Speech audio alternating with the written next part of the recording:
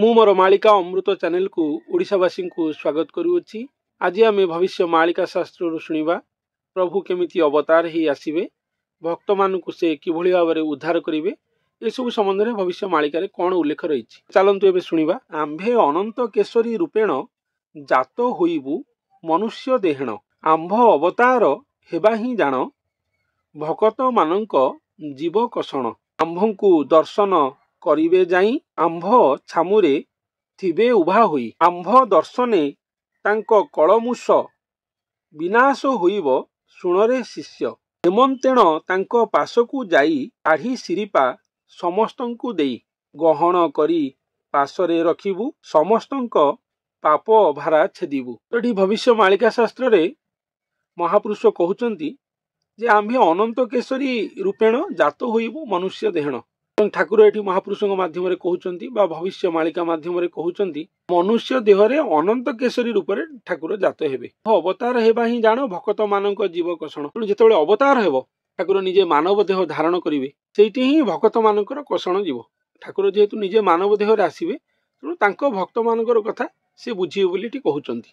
आ अनंत केशरी आसिबे, जो अनंत केशरी राजा हेबे कथा कहैछि।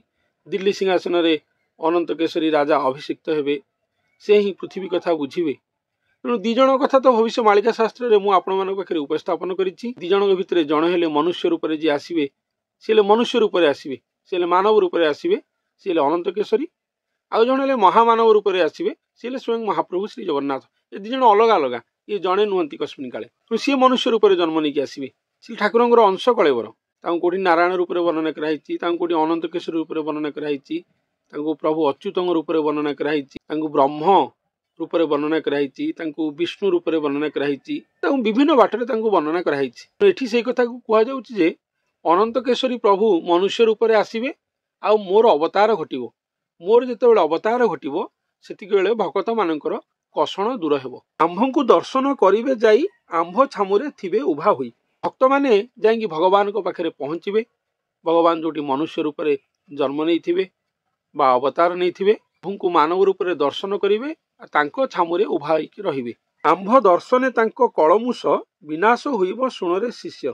कलमुष शब्द व्यवहार कराइछि। कलमसुरु माने साहित्य भाषा रे ताकु वर्णना करचंती। तेणु ठाकुरंकु दर्शन करिके मानव रूप में भक्त मानकर सर्व कलमश विनाश हेबो ओ से माने पवित्र हेबे बोली एठी वर्णना कराइछि। हेमंतेण तांको पासकु जाई साड़ी सिरिपा समस्तंकु देई। गहन करी पासरे रखिबु समस्तंकर पाप भारा छेदिबु। स्वयं भगवान निजे मानव रूप में आसबे, अनंत केशरी मनुष्य शरीर होइकी आसबे, मानव अवतार हेबे। ए कल्की लीला खेल प्रभु जेतेबेले मानव अवतार हेबे, भक्त मानकर दुख कषण जीव। भक्त माने जाई प्रभु को मानव रूप में दर्शन करने द्वारा भक्त मानकर जन्म जन्मर पाप कलमश सब छेदन हेबो आ कटिजीव। आ भक्त मानक कथा स्वयं भगवान बुझिबे बा भक्त मानकु साड़ी श्रीपा देबे बोली एठी वर्णना कराइछि।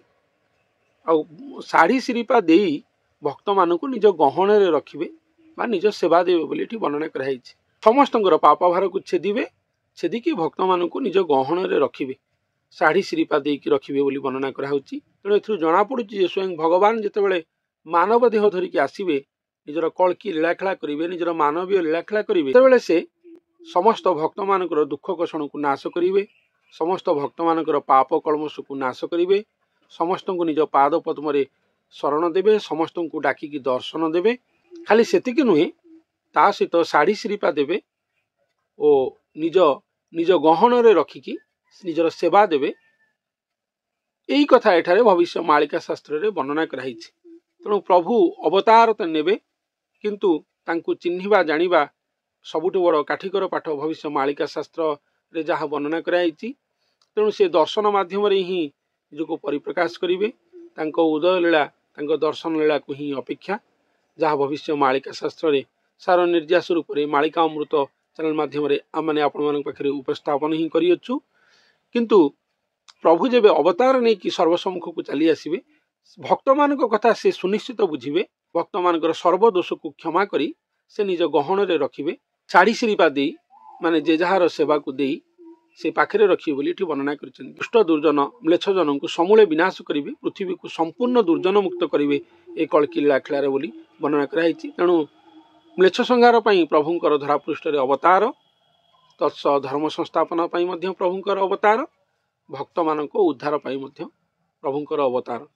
विभिन्न प्रमुख कारण महाकारण को नहीं प्रभु निजे कलकी अवतार हेबे धरापृष्ठरे। आउ अनंत केशरी रूप में मनुष्य शरीर होइकी आसीबे। महाप्रभु श्री जगन्नाथ तांक अंगरे महामानव रूप में अजनी समूत रूप में अवतार नेबे।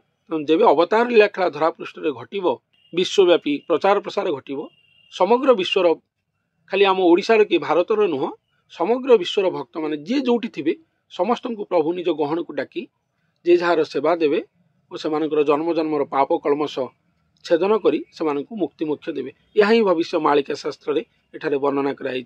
तेबे आज पई एतिकी। मु मोर आगामी अध्याय आउ किछि नूतन मालिका अमृत सहित आपण मानक पाखरे उपस्थित हेबी। धन्यवाद।